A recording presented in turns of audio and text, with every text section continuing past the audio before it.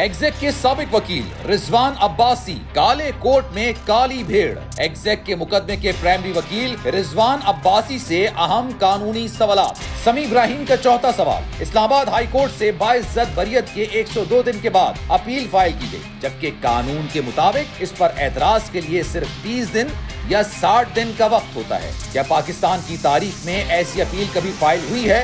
अगर नहीं तो रिजवान अब्बासी साहब ने 102 दिन बाद फाइल होने वाली अपील पर मुजरिमाना खामोशी क्यों इख्तियार की? जवाब दें। इमरान खान ने बोल के सीईओ शुएब अहमद शेख को मुहिब्बे वतन करार देते हुए उनके खिलाफ चलने वाले केसेस के बारे में क्या कहा? जिनकी रेपुटेशन जो मुहिब्बे वतन पाकिस्तानी समझे जाते हैं, उनके ऊपर केसेस किए जा रहे हैं। बोल टेलीविजन उसका जो शुएब उनका जो हेड है उसके ऊपर केसेस। शुएब अहमद शेख और एग्जेक केसेस पर मुल्क के बड़े सियासतदानों ने क्या कहा? शुएब शेख एक ईमानदार और दयानतदार आदमी है और उन्होंने एग्जैक्ट भी दयानतदारी से चलाया और उसने बोल टीवी भी ईमानदारी और दयानतदारी से चला रहा है। यहाँ तो कोई पूछगछ है नहीं, केस बना दो। मैं तो ये चाहता हूँ कि अगली दफ़ा जब मौका मिलेगा एक कानून गलत केस बनाने वालों के ऊपर के खिलाफ भी बनना चाहिए। कि जो झूठी एफआईआर काटता है उसके लिए क्या होता है। एक कैंपेन चलाई गई पूरी और उनको इसमें लाया गया, और लेकिन जब आप एक स्टैंड लेते हैं तो रास्ते मुश्किल भी होते हैं। सो उम्मीद है कि इसमें इंशाल्लाह ताला मामला जो हैं वो बेहतरी की तरफ बढ़ेंगे। बस मैं यही कहती हूँ कि जो बग़ैर कंफर्म किए हुए और इस तरह लोगों की पगड़ियाँ उछाली जाती हैं और किया जाता है तो वो यकीनन एक नुकसानदेह बात होती है।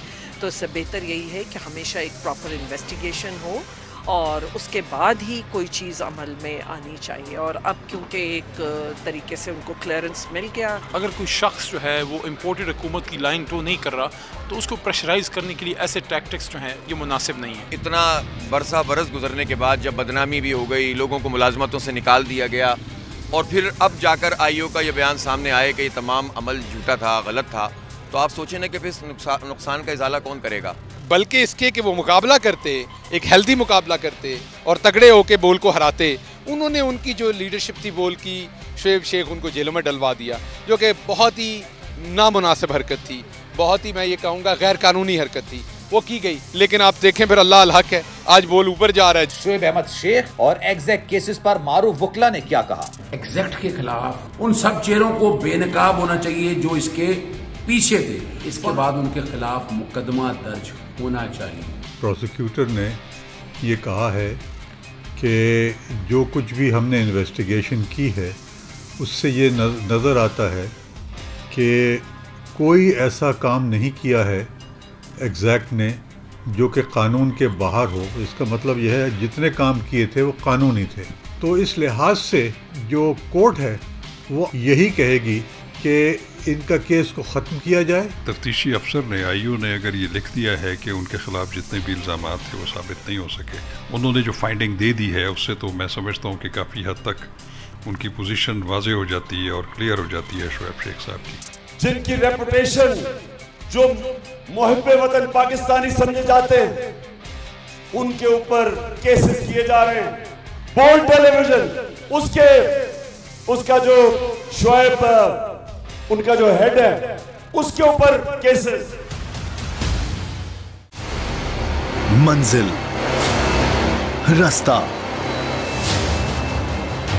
जज्बा, भयानक सच्चाई से हटाए पर्दे और तोड़ डाली झूठ की बेड़ियां। सलाखों से डरना कैसा जब चट्टानों ने पाला हो। इमरान खान बोल के साथ जुम्मे से इतवार रात 10 बजे सिर्फ बोल न्यूज पर।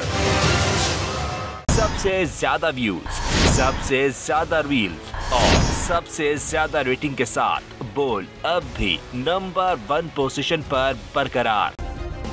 सब्सक्राइब करें और बेल दबाएं ताकि कोई खबर रह न जाए।